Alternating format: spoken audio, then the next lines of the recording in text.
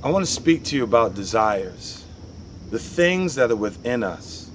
We're talking about the inner man, the inner me, the enemy that sometimes is inside of me, the inner me. We're talking about desires. And the only way that the enemy can really try to work in us or through us is he has to find something to work with. And that something is a desire.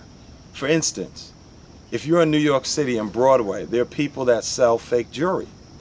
There are men that walk down the streets that flash, like a gold watch. And they would say to you, man, you want this gold watch? You want this gold watch? Gold watch for sale. And many people would walk by because there was no desire in them for a gold watch.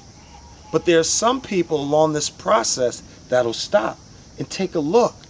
And he will capture that moment and say, come here, man. You put it in your hands. Feel the weight of this watch. Look at it. 14 karat right on the side. Man, I'll let it go right now, man. Give me $100. And then when somebody purchases that watch, weeks later when it turns green, they're upset.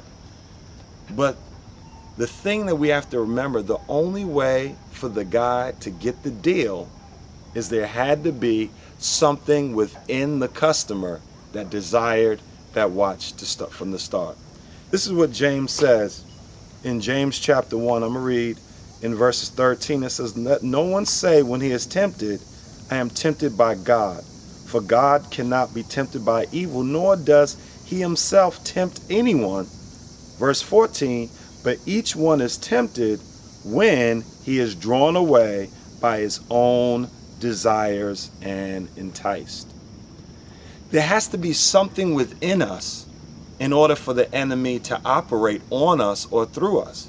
He has to find something like that desire. It starts with that desire. Then it says it moves into being enticed. Unless there was the desire, no one could be enticed. So once there's a desire, then you're enticed. Then it says that conception comes about, which is the third step, which says, then when desire has conceived, it gives birth to sin. So then once there's conception, there's the birth. That birth is sin.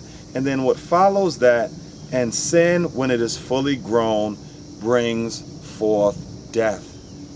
We have to watch the things that we desire. That's why in John 1, in chapter 2, in verse 15, it says, do not love the world, nor the things in the world. This is critical. Because if you desire sin, if you desire some fling or tryst, or if you desire some power thing, your job, or if you desire some form of fame or something to take place, if you have those desires within you, Satan already has something to work through you. He has something to kind of put the hook in and then start to entice you, then bring forth conception, then bring forth the birth of sin, and then bring forth death. So watch your desires. Don't love the world. Love Christ.